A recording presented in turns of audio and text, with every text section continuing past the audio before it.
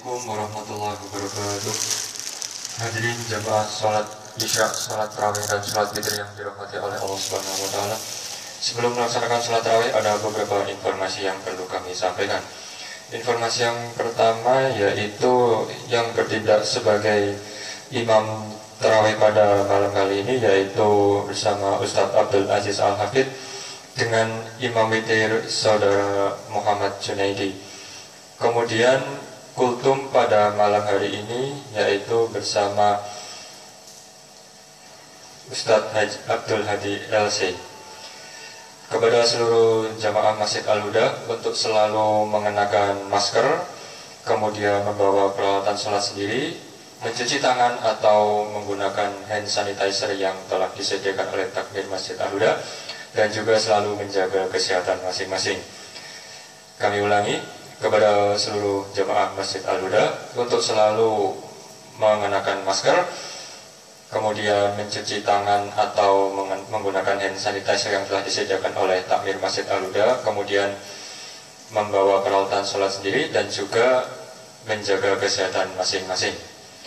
Demikian informasi yang dapat kami sampaikan. Kurang dan lebihnya kami mohon maaf yang sebesar-besarnya. Wallahul muwaffiq ila aqwamit thoriq. Assalamualaikum warahmatullahi wabarakatuh.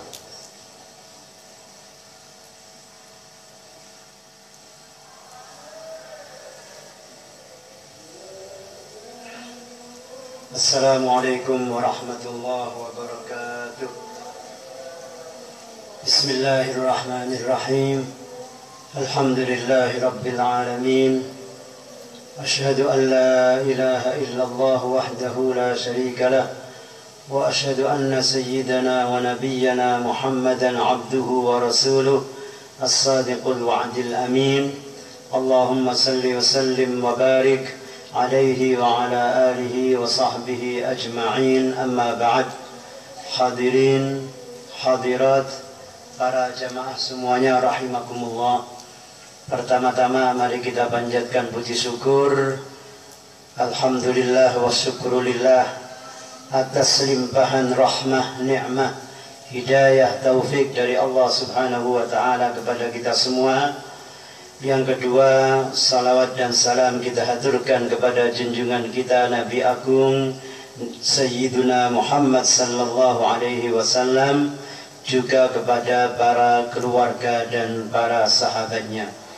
Para jamaah semuanya, malam hari ini kita memasuki malam yang ke-16 dari bulan suci Ramadan. Separuh bulan suci Ramadan telah kita lalui.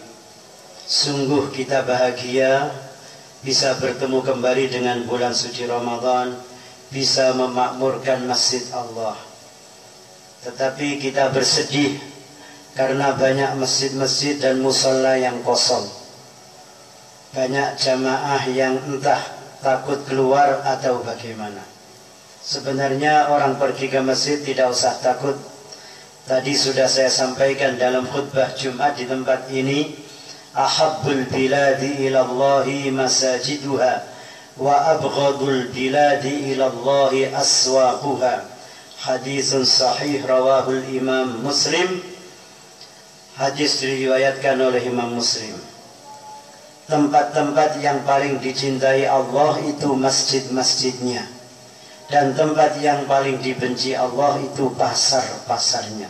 Kalau pasar saja masih diramaikan oleh para jamaah, oleh para orang yang belanja, yang berlalu lalang, maka kenapa masjid tidak diramaikan? Masjid harus diramaikan. Tadi saya sampaikan belum ada ceritanya orang masuk masjid kena corona. Selamat semuanya, sehat semuanya.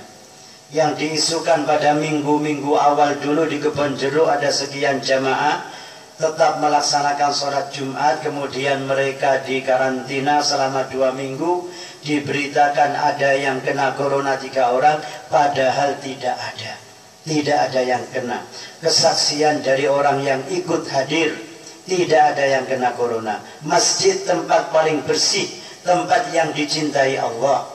Maka mari kita ajak saudara-saudara kita yang biasanya sholat tarawih dengan panjenengan, Saya ingat masjid ini biasanya penuh, malam hari ini tidak sampai sepertiganya. Masya Allah, sedih.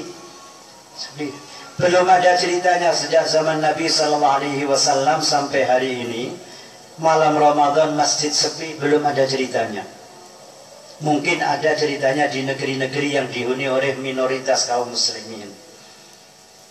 Awal Ramadan diwajibkan puasa, yaitu pada tahun kedua Hijriyah.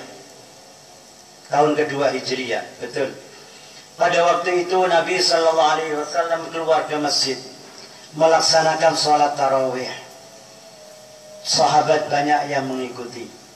Malam kedua banyak sahabat yang mendengar, masjid tambah ramai, ikut sholat bersama Nabi SAW. Malam ketiga masjid tambah ramai, melimpah jamaahnya, tetapi Nabi SAW tidak keluar. Lalu para sahabat sholat sendiri-sendiri.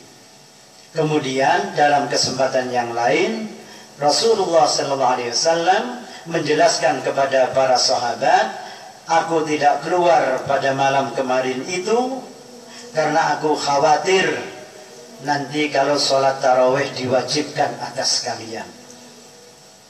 Bukan berarti setelah itu tidak ada sholat tarawih, tetap sholat tarawih ada. Sampai zaman Khalifah Umar ibn al-Khattab radhiyallahu anhu, Sayyiduna Umar, mertua Nabi sallallahu alaihi wasallam, Sayyidina Umar radhiyallahu anhu, masjid penuh, para jamaah sholat sendiri-sendiri. Ada yang berdiri, ada ruku, ada sujud dan seterusnya. Akhirnya Sayyidina Umar punya ide. Apa idenya? Ini kalau kaum muslimin sudah berkumpul banyak seperti ini, alangkah baiknya kita satukan. Kita ambil satu orang menjadi imam yang bacaannya bagus, hafal Al-Quran, suaranya merdu, kita ambil jadikan imam. Yaitu kalau tidak salah sahabat Ubay ibnu Ka'ab, hafidhul Quran. Dia yang dipilih oleh Sayyidina Umar untuk menjadi imam. Para sahabat semua menjadi makmumnya, dan semua sahabat mengikuti. Tidak ada satupun yang tidak ikut. Lalu Sayyidina Umar mengatakan, nikmatil bid'atu hadhihi. Inilah sebaik-baik bid'ah, sebaik-baik sesuatu yang baru. Maksudnya apa? Sudah lama tidak ada jamaah tarawih, maksudnya sholat sendiri-sendiri, setelah itu disatukan dalam satu jamaah. Lalu dari kalangan ulama ada yang menjelaskan bahwasannya yang dilakukan oleh Sayyidina Umar itu adalah dalam rangka mengembalikan apa yang pernah dilakukan Nabi pada malam pertama dulu disyariatkannya sholat tarawih, yaitu berjamaah. Setelah itu masjid ramai sampai bertahun-tahun, sampai zaman kita ini. Nah, cuma sekarang karena ada pandemi corona, banyak yang takut keluar. Takut keluar, kalau takut ke pasar, takut keliaran, takut bermain, bagus. Tapi jangan takut ke masjid. Masjid ini yang memakmurkan kaum muslimin. Makanya panggilan adzan itu disebut nama Allah berkali-kali. Allahu Akbar, Allahu Akbar, asyhadu an la ilaha illallah, asyhadu an la ilaha illallah, asyhadu anna Muhammadar Rasulullah, asyhadu anna Muhammadar Rasulullah, hayya 'alas shalah, hayya 'alal falah, hayya 'alal falah, Allahu Akbar, la ilaha illallah. Lafaz Allah disebut 9 kali untuk mengingatkan kita semua. Kita ini sudah beriman kepada Allah, sudah menyatakan asyhadu an la ilaha illallah, asyhadu anna Muhammadar Rasulullah, sehingga ketika mendengar panggilan Allah, Allah, Allah, Allah sampai 9 kali, maka kita datang. Hayya 'alas shalah, mari kita salat, mari laksanakan salat. Hayya 'alal falah, mari kita beruntung, menuju tempat untuk beruntung. Hayya 'alal falah, orang yang menuju berjamaah, menuju salat itu beruntung. Jadi kalau ingin mendapatkan al-falah, beruntung, keberuntungan, kebahagiaan, kesenangan, ketenangan jiwa, ketentraman hati, datangi panggilan adzan, panggilan jamaah. Nah, saya anjurkan para jamaah semuanya, saudara, tetangga yang biasanya berjamaah dengan panjenengan, diajak kembali ke masjid. Masjid tempat suci, tidak ada penyakit.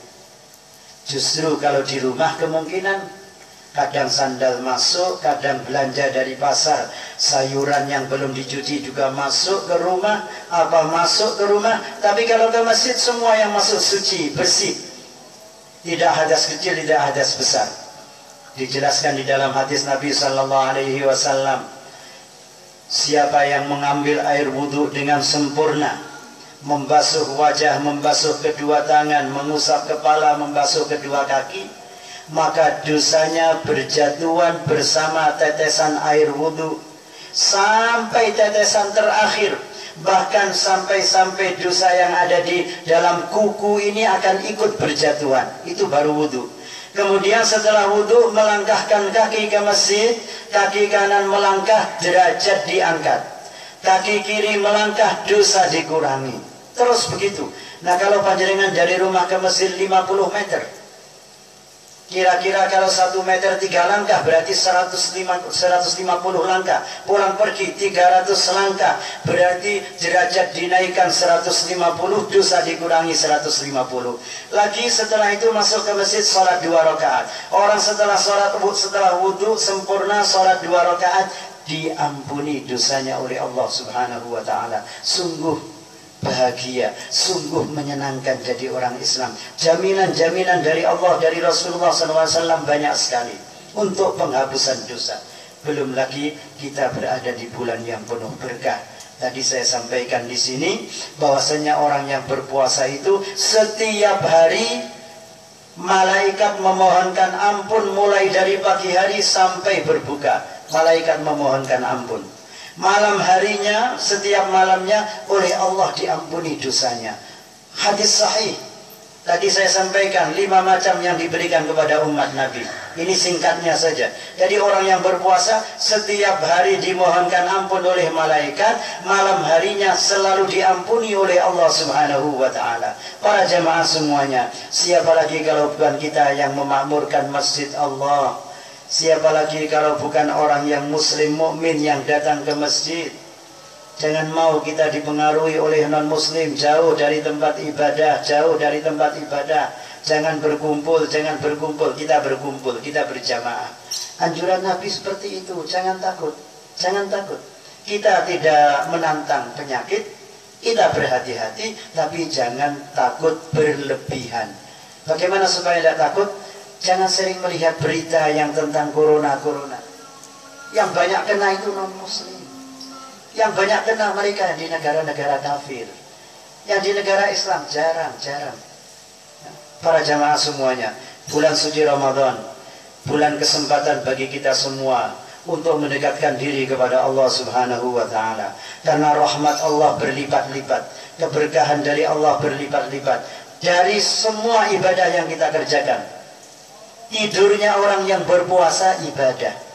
Tidurnya, apalagi tasbihnya, apalagi istighfarnya, apalagi baca salawat, apalagi baca zikir, apalagi membaca Al-Quranul Karim. Syahrul Ramadan, syahrul Quran, bulan diturunkannya Al-Quran.